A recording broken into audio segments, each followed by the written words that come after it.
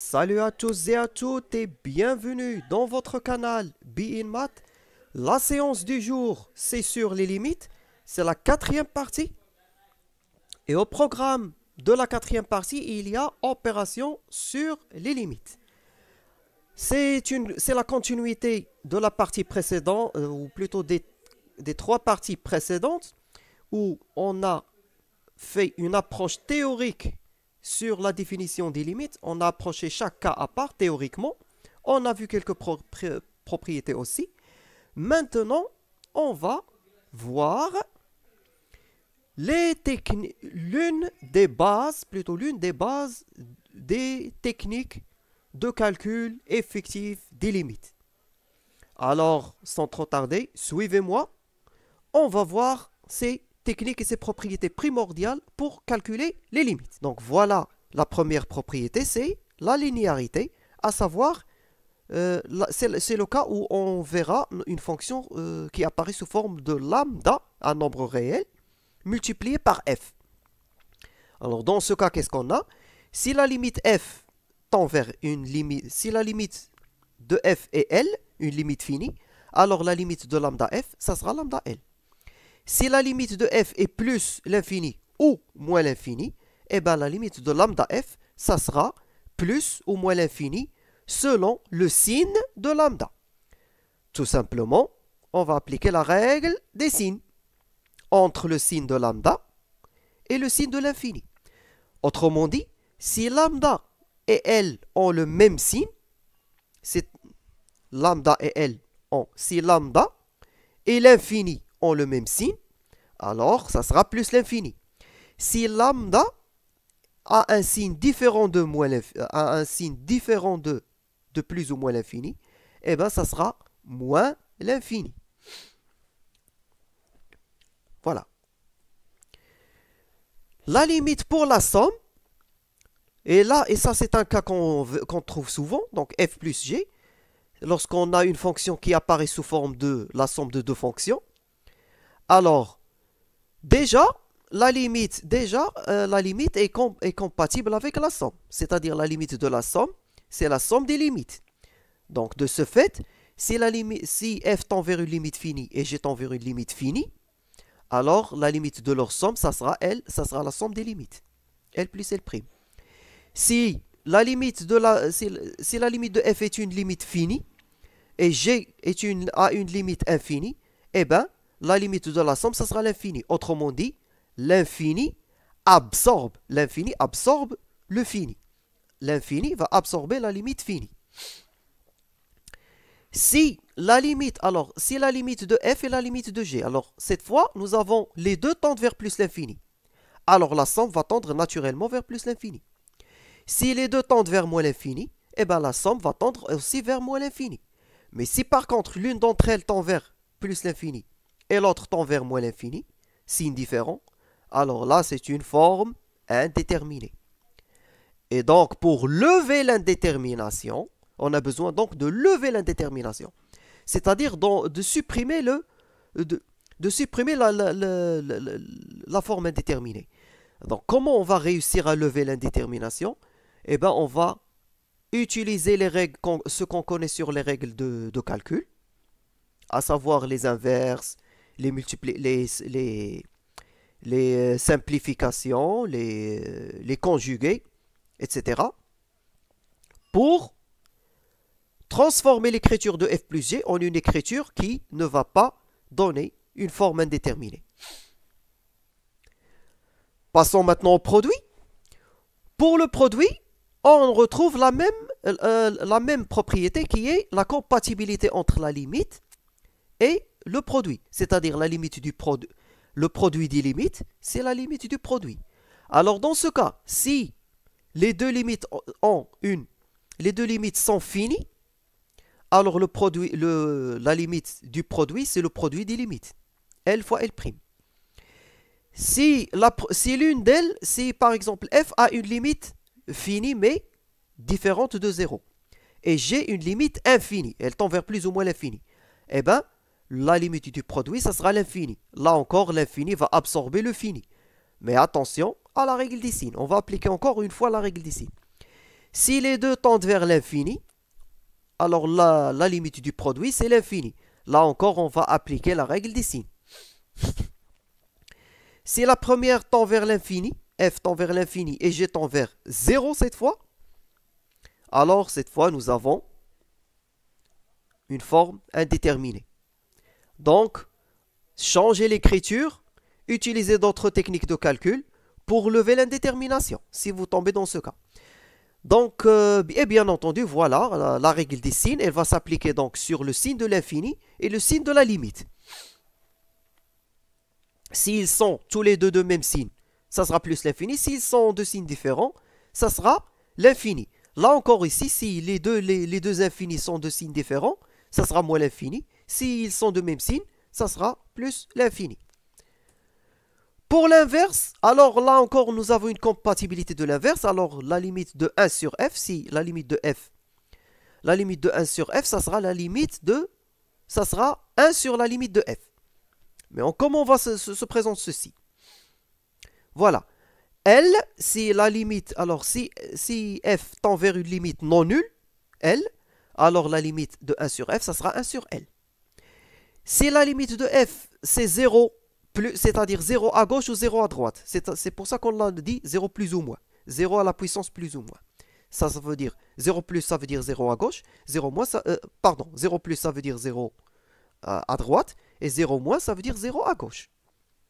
C'est-à-dire inférieur à 0 ou supérieur à 0. Donc voilà. Alors dans ce cas, si la limite de f c'est 0, alors la limite de 1 sur f, ça sera plus ou moins l'infini. Selon le signe, si f tend vers l'infini, alors dans ce cas, la limite de 1 sur f va tendre vers 0. Là, on n'a pas dit si plus l'infini, est-ce qu'elle va donner 0 plus ou 0 moins?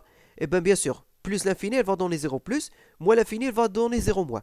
Sauf si ceci n'est intéressant que si vous êtes dans un calcul intermédiaire, si vous êtes dans une étape intermédiaire. C'est-à-dire que vous n'avez pas encore arrivé à l'étape où vous allez calculer la limite finale.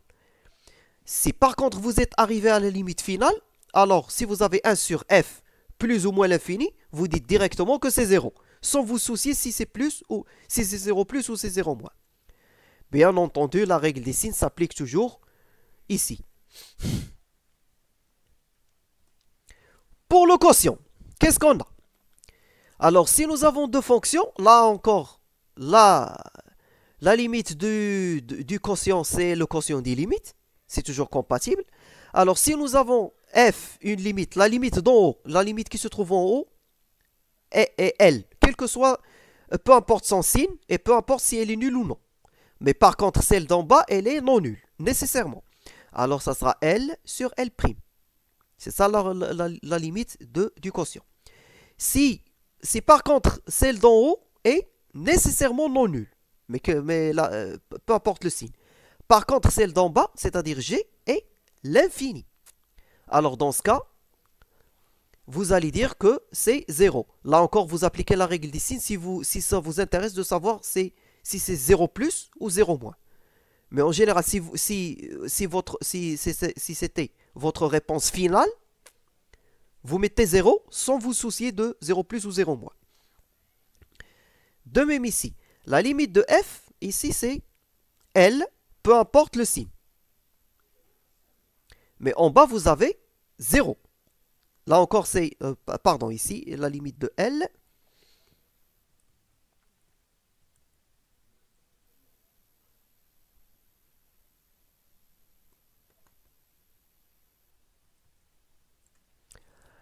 Alors, si par contre ici, alors pour eux, si vous avez par contre ici votre, alors ici maintenant on va voir maintenant pour le quotient. Pour le quotient, vous avez donc deux fonctions f et g et l'une d'entre elles peut avoir une limite. Alors pour le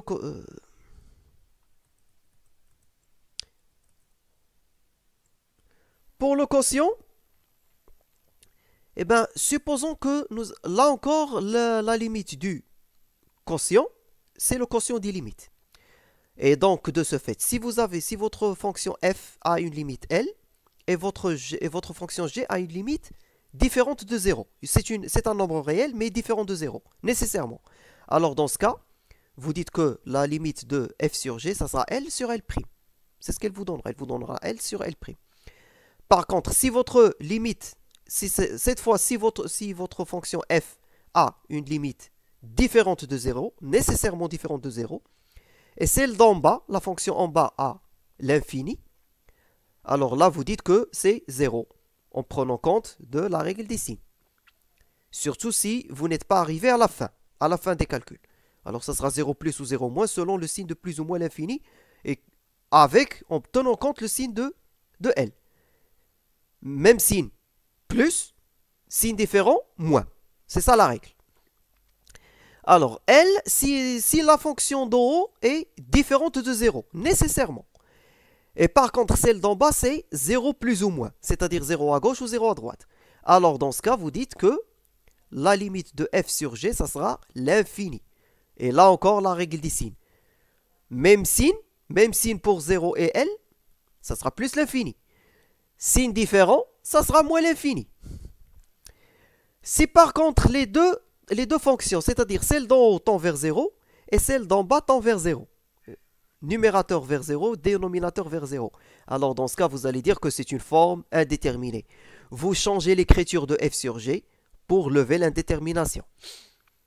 Si vous avez donc, par contre, si f tend vers l'infini, plus ou moins l'infini, et dénominateur, la fonction au dénominateur, c'est-à-dire la fonction g est 0 plus ou moins, alors là, vous vous ramenez au cas de l'infini multiplié par l'infini. Donc, ça sera l'infini. Bien sûr, la règle des signes s'applique ici encore. Même signe, plus l'infini. Signe différent, moins l'infini. Si la fonction d'en haut, c'est à l'infini, et si la fonction d'en bas tend vers l'infini également, alors le signe de f sur g, c'est forme indéterminée. Alors, la limite de f sur g, ça sera une forme indéterminée.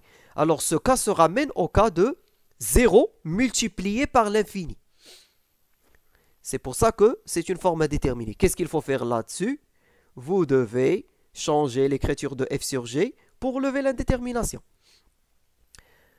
Alors, je vous le rappelle encore une fois, c'est que la règle des signes s'applique sur le signe de L et sur le signe du nombre L et aussi sur le signe de l'infini. Voilà pour le quotient. Maintenant, voilà, c'est tout pour les opérations. Donc, je pense que ça suffit pour cette séance. On va donc suspendre la séance ici. On continuera la séance prochaine. Et justement, pour ne pas rater la séance prochaine, veuillez, s'il vous plaît, vous abonner et activer la cloche pour ne pas la rater. Et si vous avez aimé, likez et partagez. Si vous avez des questions, posez-les en commentaire. D'ici là, portez-vous bien et à bientôt.